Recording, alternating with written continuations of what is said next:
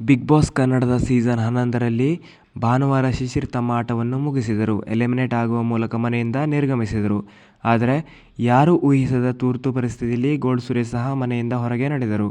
ಸದಸ್ಯರೊಬ್ಬರ ನಿಕಟ ಕುಟುಂಬದಲ್ಲಿ ತುರ್ತು ಪರಿಸ್ಥಿತಿ ಉಂಟಾಗಿದೆ. ಅವರ ಅವಶ್ಯಕತೆ ಬಿಗ್ ಬಾಸ್ಗಿಂತಲೂ ಅವರ ಕುಟುಂಬಕ್ಕೆ ಹೆಚ್ಚು ಅಗತ್ಯ. ಈ ಕೂಡಲೇ ಅವರು ಮನೆಯಿಂದ ಹೊರಬರಬೇಕು ಎಂದು ಬಿಗ್ ಬಾಸ್ ಹೇಳುತ್ತಿದ್ದಂತೆ ಆತಂಕದಲ್ಲಿ ಹೊರ ನಡೆದರು ಗೋಲ್ಡ್ ಸುರೇಶ್. ಆದರೆ ಅಷ್ಟಕ್ಕೂ ಅವರ ಕುಟುಂಬದಲ್ಲಿ ನಡೆದಿದ್ದು ಏನಂದರೆ, ಬಿಗ್ ಬಾಸ್ ಅವರ ಈ ಆದೇಶ ಹೊರಬೀಳುತ್ತಿದ್ದಂತೆ ಮನೆ ಮಂದಿ ಅರೆ ಕ್ಷಣ ಶಾಕ್ ಆದರು. ಕೊನೆಗೆ ಗೋಲ್ಡ್ ಸುರೇಶ್ ಈ ಕೂಡಲೇ ಹೊರಬನ್ನಿ ಎನ್ನುತ್ತಿದ್ದಂತೆ ಆಕಾಶವೇ ತಲೆ ಮೇಲೆ ಬಿದ್ದಂತೆ ಆತಂಕದಲ್ಲಿ ಬಿಗ್ ಬಾಸ್ ಮನೆಗೆ ಹೇಗೆ ಬಂದಿದ್ದರೋ ಅದೇ ಅವತಾರದಲ್ಲಿಯೇ ಮನೆಯಿಂದ ನಿರ್ಗಮಿಸಿದರು. ಅವರ ನಿರ್ಗಮನದ ಬಳಿಕ ಕೆಲ ಊಹಾಪೋಹಗಳು ಸೋಷಿಯಲ್ ಮೀಡಿಯಾದಲ್ಲಿ ಹರಿದಾಡಿದವು. ಸುರೇಶ್ ಅವರ ತಂದೆ ನಿಧನರಾಗಿದ್ದಾರೆ ಎಂಬ ಸುದ್ದಿ ಮುನ್ನೆಲೆಗೆ ಬಂದಿದ್ದು. ಆದರೆ ಅಚ್ಚರಿಯ ಸಂಗತಿ ಏನೆಂದರೆ, ಸುರೇಶ್ ಅವರ ತಂದೆ ಶಿವಗೌಡ ಅವರಿಗೆ ಏನೂ ಆಗಿಲ್ಲ. ಇದನ್ನು ಅವರೇ ಸ್ವತಃ ಹೇಳಿದ್ದಾರೆ. ತುರ್ತು ನೆಪವೇ ಸುಳ್ಳ?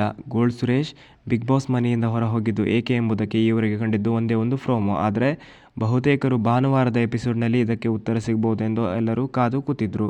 ಆದರೆ ಭಾನುವಾರದ ಸಂಚಿಕೆಯಲ್ಲಿ ಸುರೇಶ್ ಮನೆಯಿಂದ ನಿರ್ಗಮಿಸಿದ ಸಂಚಿಕೆ ಪ್ರಸಾರ ಆಗಲೇ ಇಲ್ಲ. ಸೋಮವಾರದ ಸಂಚಿಕೆಯಲ್ಲೂ ಕೂಡ ಈ